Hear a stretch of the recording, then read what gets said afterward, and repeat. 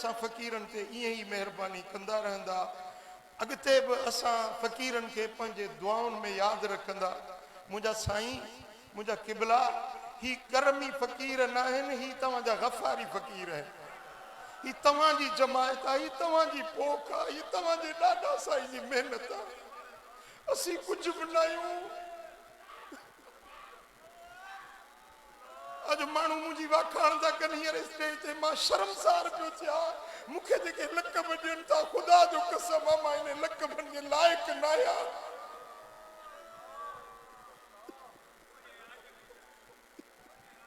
बासगाने कूए ऊ हक दे मोहब्बत बस्त हम बस मुर्शिदन जे गली जे कुत्तन सां निस्बत जुड़ी वञे, असांजे लाइ इन जहिड़ी ॿी का बि निस्बत कोन्हे।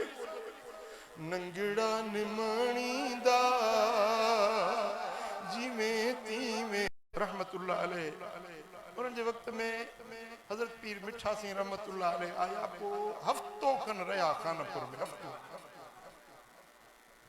जेॾीमहिल हफ़्ते रहण खां पोइ मोकिलाइनि पिया, त बाबा साईं जन पीर मिठा साईं जन जे अॻियां हिकिड़ो गज़ल पढ़ियो। एॾो रुनाई पूरी जमायत में एॾो जज़्बो थियो जीअं कुकड़ खे तकबीर विझबी आहे न।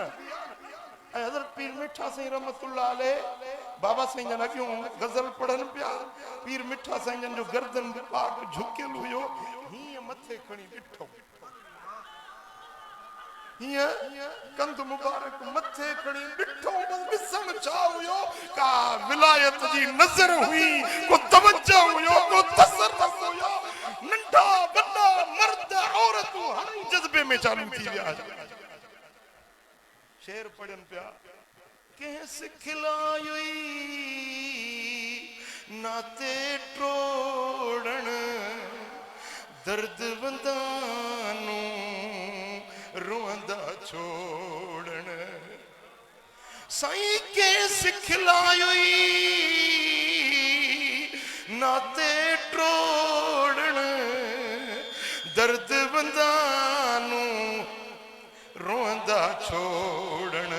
वतन ते अपनिया वागा मोड़न।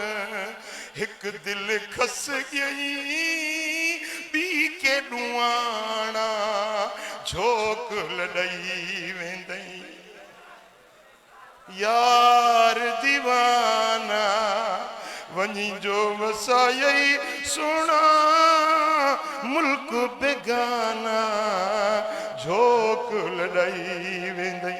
फ़क़ीरो, ही जेको सिलसिला आलिया नक्शबंदी आहे न, इन जो बुनियाद आहे मुर्शिद जी मोहब्बत। बुनियाद हिन सिलसिले पाक जो मुर्शिद जी मोहब्बत आहे। पाण फरमाईंदा त जे मुर्शिद सां मोहब्बत पाव रखंदो, अल्लाह जी मोहब्बत पाव मिलंदी। जे मुर्शिद सां मोहब्बत सैर रखंदो, अल्लाह जी मोहब्बत सैर मिलंदी। मुर्शिद सां मोहब्बत मण रखंदो, अल्लाह जी मोहब्बत मण मिलंदी। सुभान अल्लाह। तव्हां जंहिं बि सिलसिले सां, जंहिं बि बुज़ुर्ग सां तव्हांजी निस्बत आहे, जंहिं बि शख्सियत सां तव्हां बेअत थियल आहियो, हर को पंहिंजे पंहिंजे मुर्शिद जी दामन खे मज़बूत झले।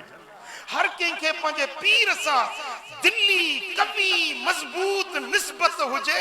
इहा निस्बत हिते बि फ़ाइदो ॾींदी, क़ब्र में बि फ़ाइदो ॾींदी, महशर में बि नफ़ो ॾींदी। इन मोहब्बत खां सवा न सैरा, न सुलूका, न बातिना, न तसव्वुफा, न वरी का तरक्की बातिन जी नसीब थींदी। जो कुछ मिलंदो आहे उहो पंहिंजे मुर्शिद जी मोहब्बत मंझां मिलंदो आहे।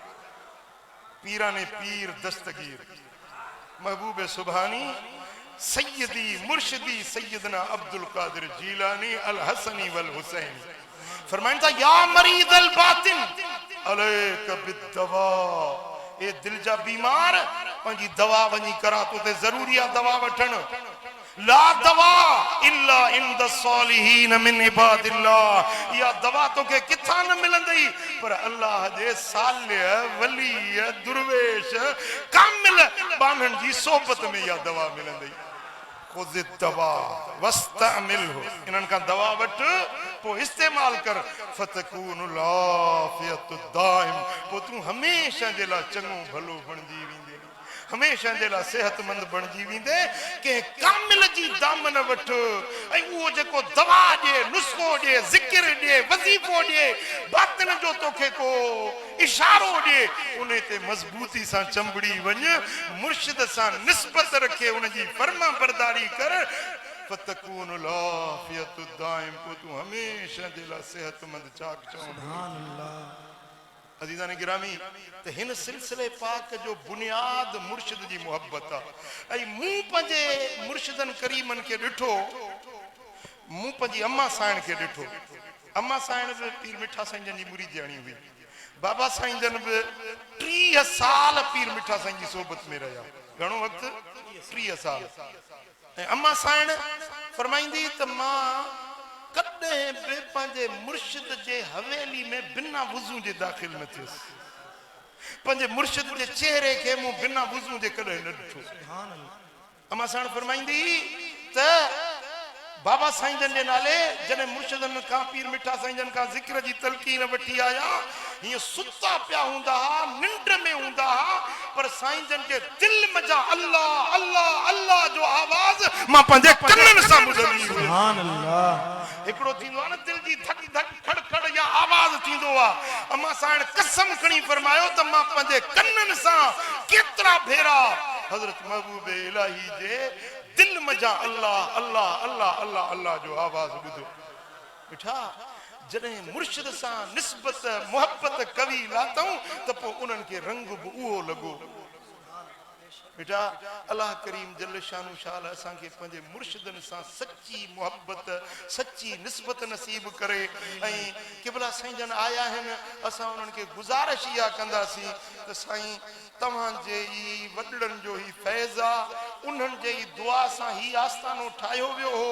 अॼु वरी बि तव्हां दुआऊं ॾींदव त इंशा अल्लाह ताला ही आस्थानो क़यामत ताईं वसंदड़ आबाद हूंदो अदा साईं जा बचड़ा आहिनि अल्हम्दुलिल्लाह नेक आहिनि सालिह आहिनि जेकी भी पुटड़ा अथसि सभु सुठा सुहिणा ऐं पंहिंजो नेक दीन सां इस्लाम सां आहिनि अल्लाह ताला उन्हनि खे मज़ीद पंहिंजी मारिफत जो रंग लाईंदो अल्लाह कंदो ही आस्थानो हिते हर महीने 12 जी राति महफ़िल थींदी आहे ऐं हर महीने ते मुहम्मदी महफ़िल थींदी आहे ओस पास वारनि खे मां गुज़ारिश कंदुसि त ही इन आस्थाने ते अच वञ रखो पिया ऐं हज़रत साईं जन दुआ घुरंदा हज़रत क़िबला साईं सरदार ज़ियाउल्लाह शाह सुहिणा बि दुआ घुरंदा त अल्लाह ताला हिन आस्थाने खे क़यामत ताईं वसंदड़ ऐं आबाद रखंदो ऐं मां हाणे गुज़ारिश कंदुसि क़िबला साईं जन खे त साईं जन पंहिंजे नूरानी मवाइज़े हसन सां असांजे दिलुनि खे मुनवर फरमाईंदा 4:45 बजे ताईं टेपारी जो टाइम आहे साईं